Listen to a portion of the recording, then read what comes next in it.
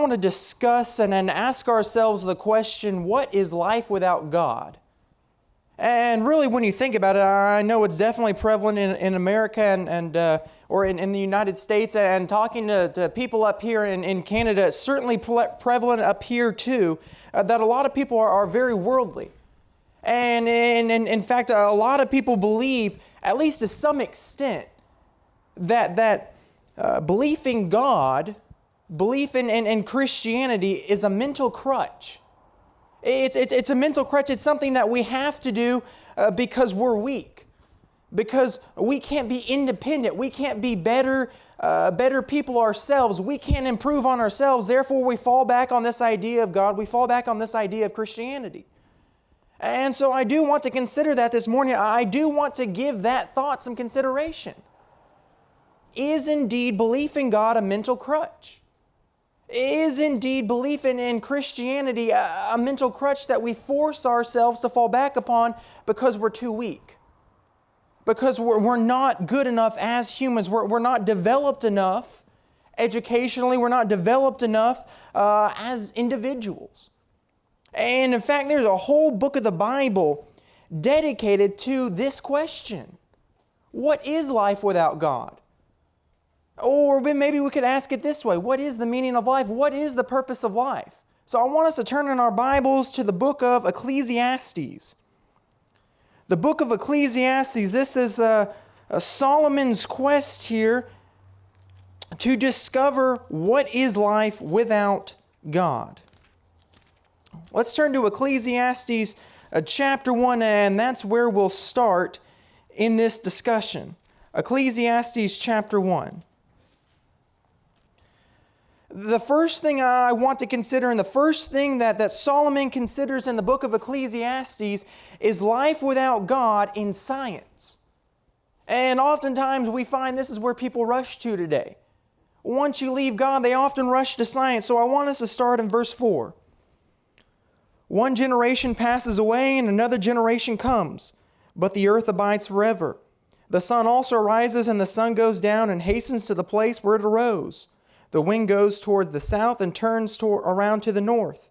The wind whirls about continually and comes again on its circuit. All the rivers run into the sea, and yet the sea is not full. To the place which the rivers come, they return again. All things are full of labor. Men cannot express it. The eye is not satisfied with seeing, nor the ear filled with hearing. That which has been is what will be. That which is done is what will be done. There is nothing new under the sun. There is anything of which it may be said, see, this is new.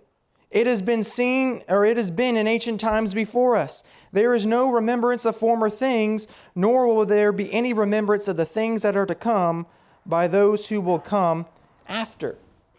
All right, so this is the beginning of Solomon's quest. Okay, what is the purpose of life without God? Let's first turn our attention to that science and look here as he turns to science for the answer. Can I find the purpose of life in science? Can I find a reason for living in science? Well, beginning in verse 4 and going through verse 6, he's looking at science and saying, well, look, the cycles of the earth, they repeat themselves.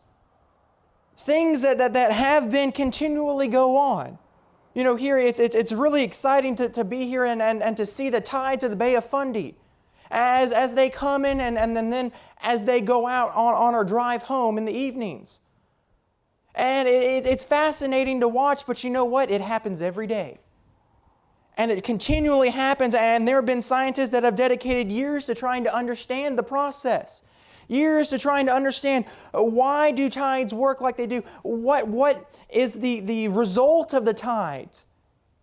And we've already discussed this week how that keeps the ocean circulating. And that's great, but you know what? Regardless of how much I know about it, it's going to continue. My existence has no bearing on the tides. My understanding of DNA has no bearing on DNA. DNA continues to develop. It continues to make us and develop us for who we are. It continues to develop all life to make them what they are. And it's going to happen regardless of how much I know about it. And that's Solomon's conclusion here. How on earth am I benefited? Not benefited, but how on earth Do I find purpose in life and things that continue regardless of when I live? Regardless of how much I know about them? We can also think about it this way. What if I was to find the cure to cancer? I'm no doctor, and I probably certainly will never find the cure to cancer, but suppose I was able to find the cure to cancer. Wouldn't that be great? Wouldn't that be such an achievement?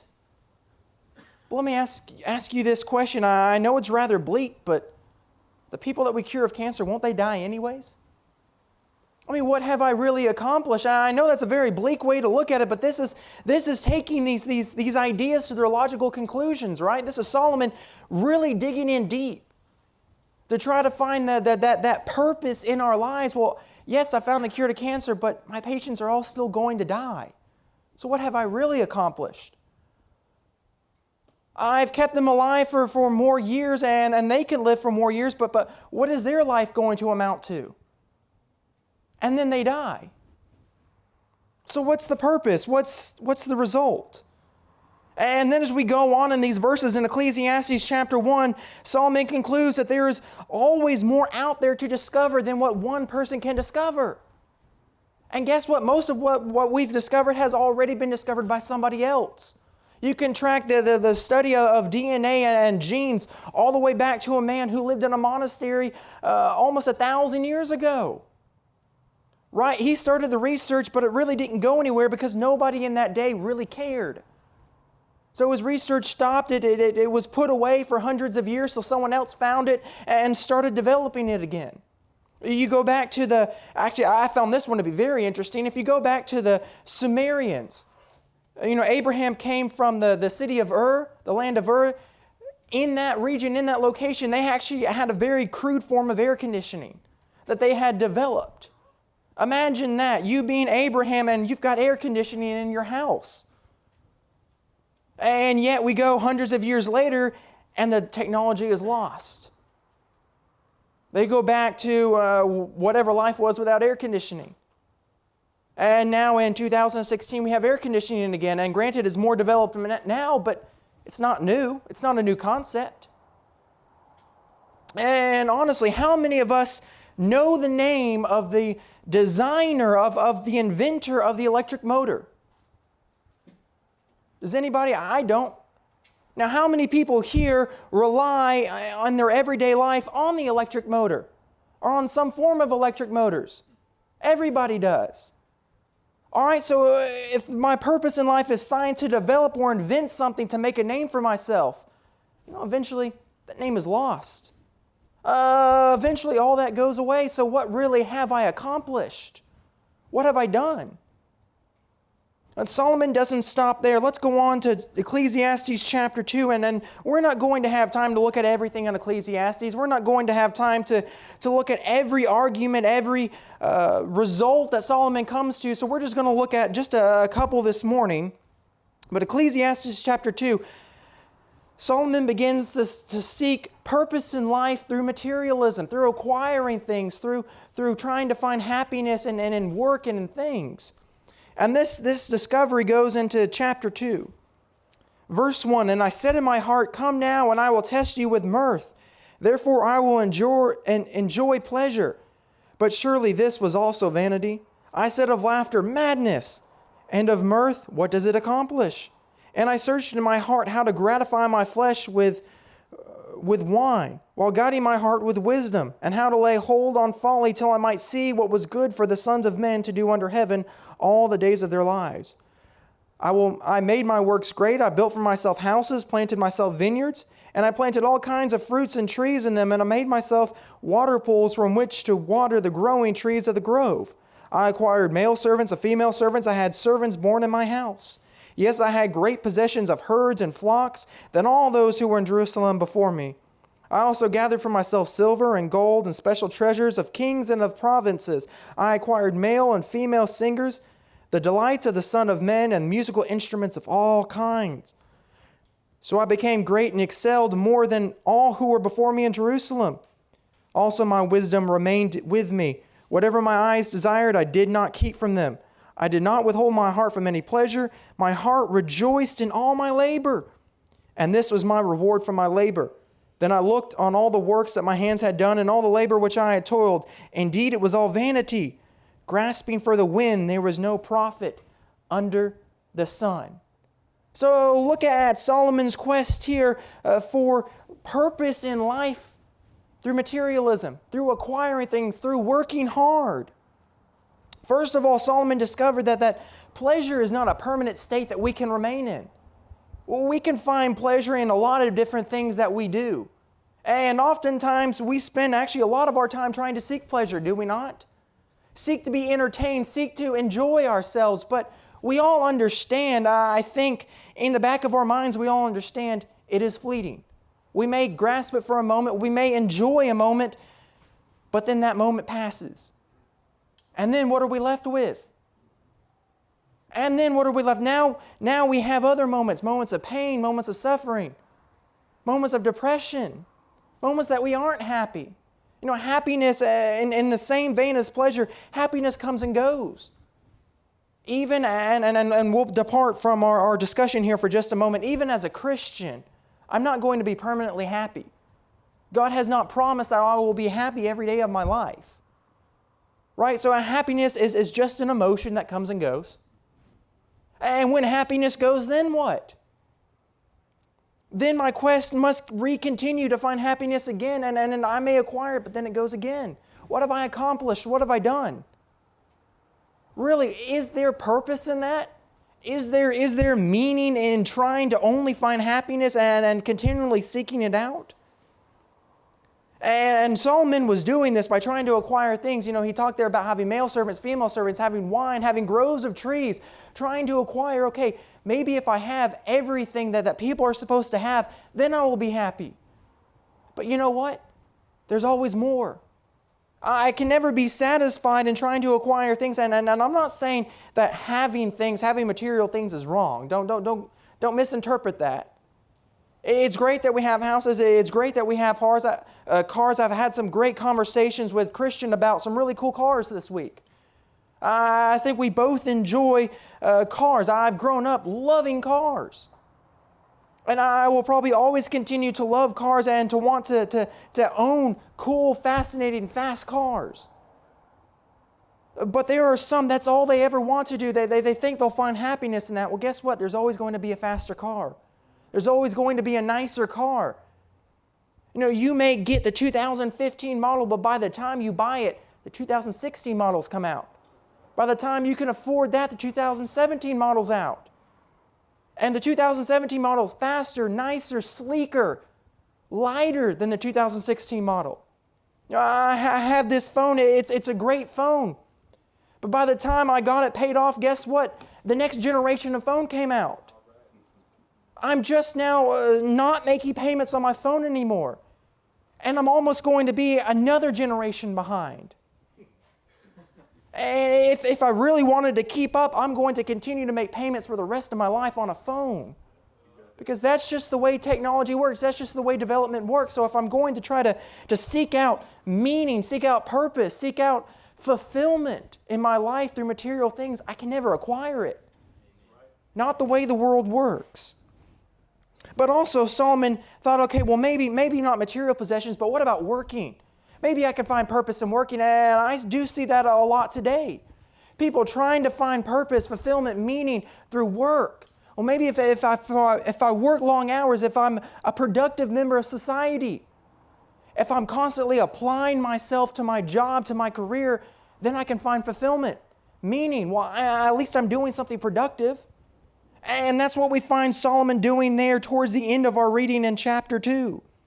But guess what? The ones that work the hardest, the most, never actually have time to enjoy their labors. Because there's always more to do. And that's something we all need to realize. The job will never be finished. The job's never over. There's always more you could have done. There's always more you can do. And it's taken me a while to realize that I still don't think in my own personal life I fully accepted that fact. Because I always feel like there's more I could have done. There's more I should have done. And I'm never satisfied with the job that I'm doing. And that can be good in a way, but if you're trying to find fulfillment in work, it's not. It's not great at all because you'll never be satisfied because there's always more. To the moment that you retire or the moment you fall over dead at your job, there's always more you could have done. There's always more that you should have done, that you can do. So to find and to look for fulfillment in work, it's vanity. Also consider this idea of materialism, self-indulgence. It's limited by life itself, right? You know, we've mentioned both in acquiring things and in working, it's limited by death. Upon dying, okay, where's my work go? It goes to the next man. Who says he's going to be as hard of a worker as I am? Let's say I build a company from the bottom up. Who says he's not going to destroy it overnight? And case in point, I'm going to go back to yesterday's lesson. You know how we talked about Nebuchadnezzar, who had built that great kingdom of Babylon? That head of gold in that figure? Well, guess what? His grandson lost that kingdom overnight.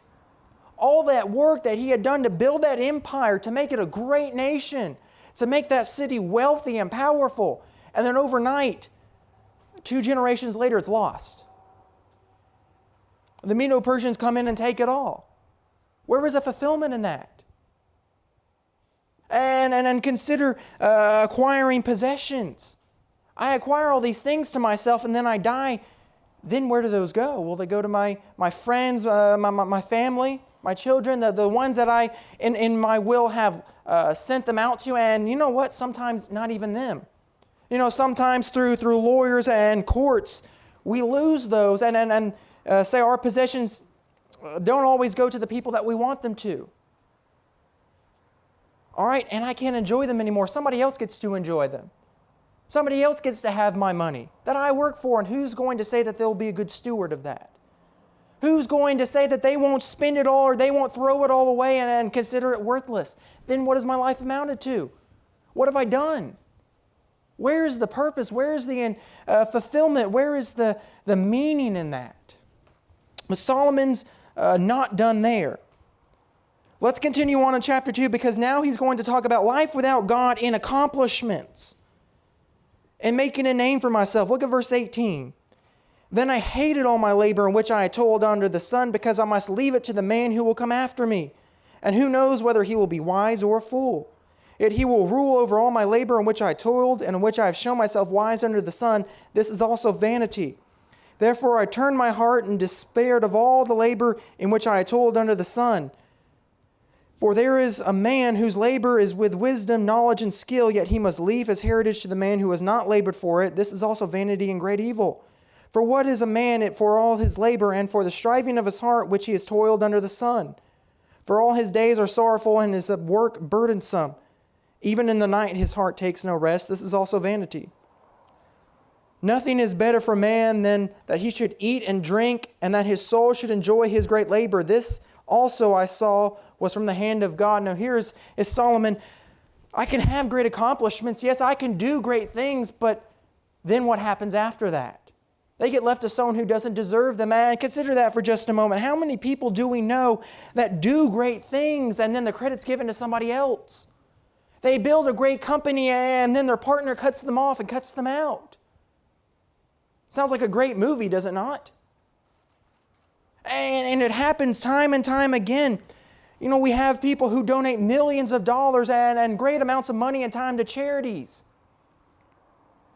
And yet the people helped by those charities go on to die. I know it's a very bleak way of looking at it, but they do. And millions of dollars are swindled from these charities every year. So this money that's been donated, it's actually going to someone who doesn't deserve it, someone who doesn't need it. Where's the fulfillment in that? Where's the joy in that? Where's the purpose in that?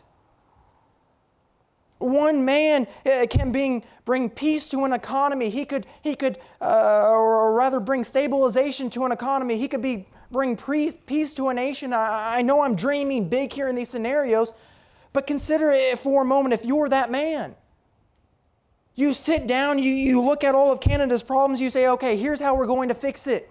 I know the answers. You actually convince people to go along with your solution. And guess what? It's great for 20 years. Canada has a wonderful 20 years as a nation.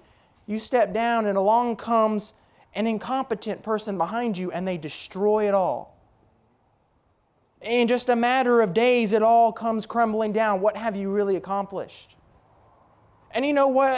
Another thing that we could add to finding life without God and accomplishment, purpose in life through accomplishment. How oftentimes does history change the narrative on us, right? Great men and people that we were told were great men, several years later now we're being told they're horrible people. Well, look, they had a dark side we didn't know about. We fixate on perhaps one failure that person had. The narrative changes, and now history marks that man down as someone who's bad, someone who's evil. Where's the accomplishment in that? That man, he may have had good intentions. He may have wanted to make a name for himself, and now he lives in infamy through history. Because guess what? I don't get to change the narrative of my life. I don't get to control the narrative of my life. The ones who come after me, they get to decide. They decide who they want Marcus to be through the history books. Not me. So what have I really accomplished? What have I really done? Where's the purpose? Where's the fulfillment in life in that? Solomon doesn't even stop there. Going back to chapter 2, Solomon wants to look at, well, what about knowledge? What about wisdom? What about just trying to gain more understanding? Maybe that will give me purpose. Maybe that will give me fulfillment in life. Let's look at chapter 2 and verse 12. And then I turned myself to consider wisdom, madness, and folly. For what can man do who succeeds the king? Only he what has done or what he has already done. Then I saw that wisdom excels folly as light excels darkness. The wise man's eyes are in his head, but the fool walks in darkness. Yet I myself perceived that the same event happens to them all. So I said in my heart, as it happens to the fool, it also happens to me. Then why was I more wise? Then I said in my heart, this is also vanity. For there is no more remembrance of the wise than of the fool forever. Since all that now will be forgotten in the days to come, how does the wise man die? As the fool. Therefore I hated life, because of the work that was done under the sun was distressing to me, for all is vanity and grasping for the wind. And then later on in Ecclesiastes Chapter 12, Solomon would go on to say, what is the writing of books? And let me read this for you rather than misquote it. Ecclesiastes Chapter 12, verses 11 and 12, he picks up once again the vein, talking about acquiring wisdom. He says there in verse 11, the words of the wise are like goads, and the words of scholars are like well-driven nails given by one shepherd. And further, my son, be admonished by these things. Of making many books there is no end, and of much study is wearisome to the flesh. And granted, I'm not saying that any of these things that we're discussing in and of themselves are bad things.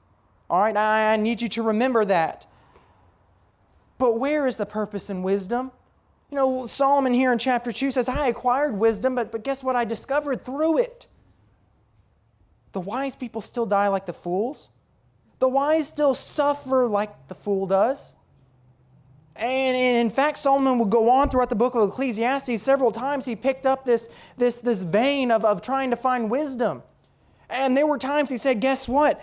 The wise person, he's actually sadder than the fool. Because he knows the end of the matters. He knows his fate. The fool doesn't. You've heard that phrase sometimes, ignorance is bliss. The fool doesn't know what's going to happen to him. And so therefore he's happier than the wise man who does. And how many times, let's take for instance this recent election of the new Prime Minister here in Canada. I know a lot of people are dissatisfied with it. They see the liberalness in that election, that they see the path that this nation is headed on. But there's nothing you can do about it.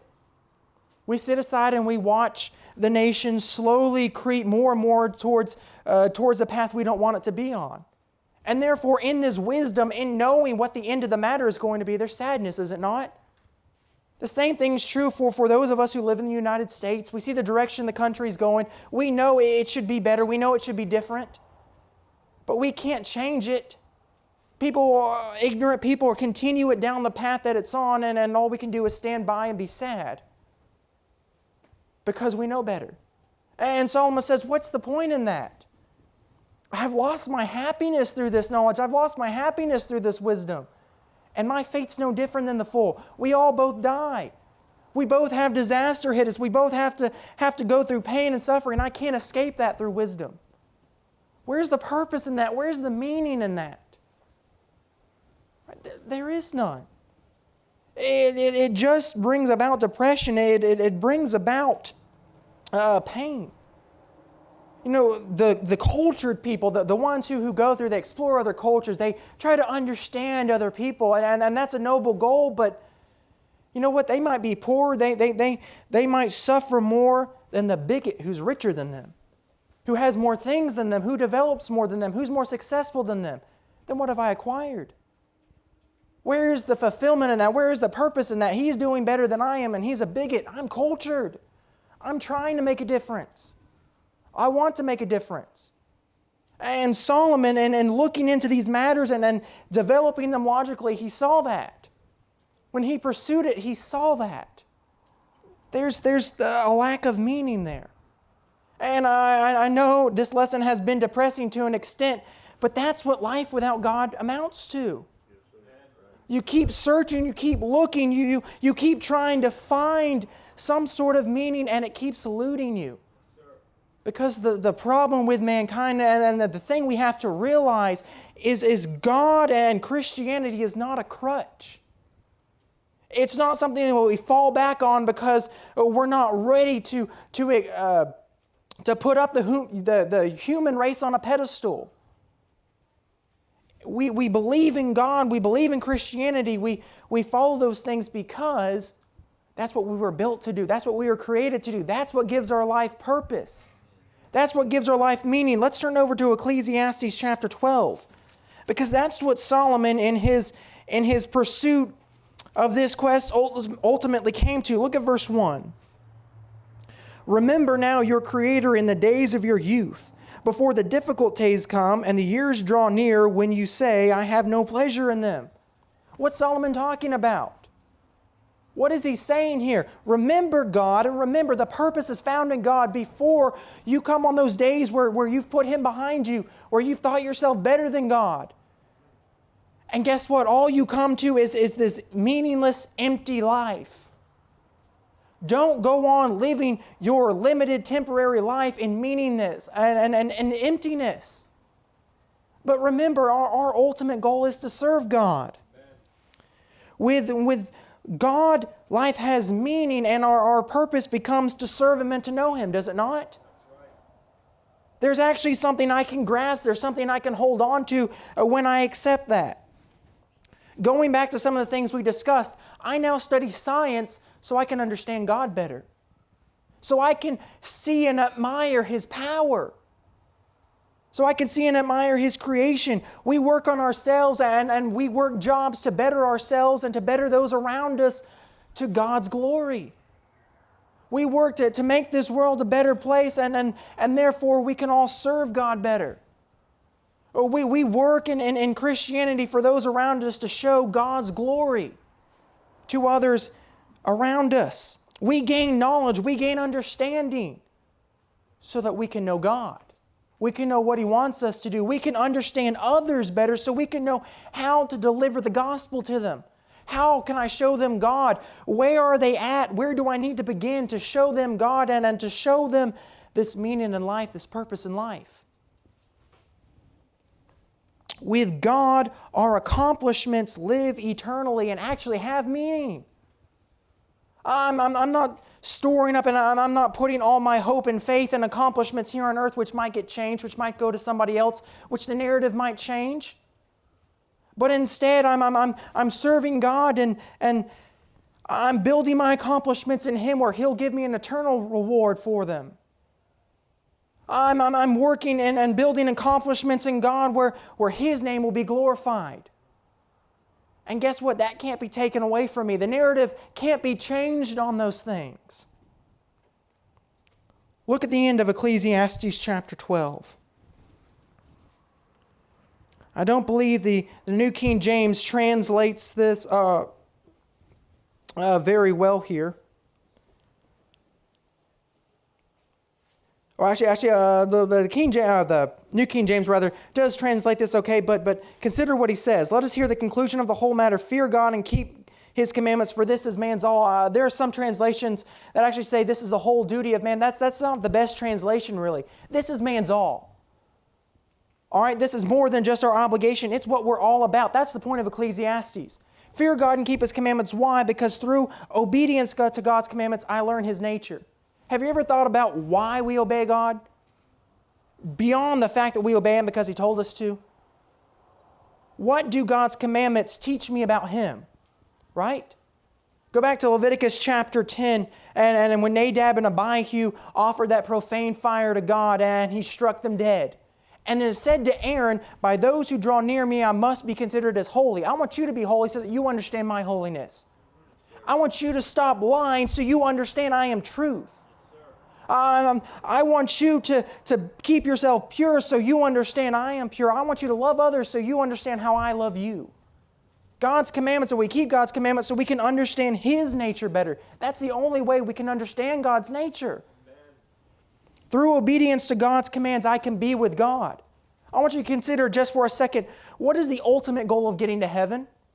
I know we could throw out several reasons. I don't want to go to hell. That's a pretty good reason. I want to live in eternal peace and glory, and that's a good reason. But really, what's the ultimate reason? It's because that's where God is. And I want to be with God. Therefore, I keep God's commandments because He said if you keep them, you can share in that inheritance with me. Yes, sir. I will take you to heaven to be with me. Through obedience to God's commandments, I become more than a better version of me. And that's really what the humanist position, what the atheists want us to believe. You can only become a better version of you. Well, the Bible teaches, and through keeping God's commands, I actually become better than that. I become more like Christ. I become and understand God's nature better, and I become more like Him. More like the one in whose image I was created. That's ultimately what I want to do, right? That's where the purpose is. That's where the meaning is. And look there at verse 14 of Ecclesiastes chapter 12. For God will bring every work into judgment, including every secret thing, whether good or evil. Through obedience to God's commands, I can stand accomplished and complete on Judgment Day. Because guess what? One day we are all going to stand before God. 2 Corinthians chapter 5 and verse 10, every person is going to have to give an account of their acts, of each individual person's acts. I'm not going to be responsible for Tony, and he's not going to be responsible for me. I'm going to have to give account of my own action. And here in Ecclesiastes chapter 12, Solomon says, give that answer, give that account some purpose. Actually be able to stand up there on Judgment Day before God and say, look, I made something of my life. I gave my life value. I gave my life meaning because I served you. I kept your commandments. I grew closer to you. I brought others around me to you. And ultimately on Judgment Day, that's all that's going to matter. That's all God's looking for. And if I can't say that, if I can't show that, if I can't prove that, then what do I have in the end? Really, what purpose has my life been? What value has my life obtained? And so I want us to consider that this morning. What is life without God? And to weigh that and to compare that, to really dig deep in thinking about that. Now, what is life with God? Because that's where I find the purpose. That's where I find the meaning in looking at this as a philosophical question. Thank you very much for your time this morning.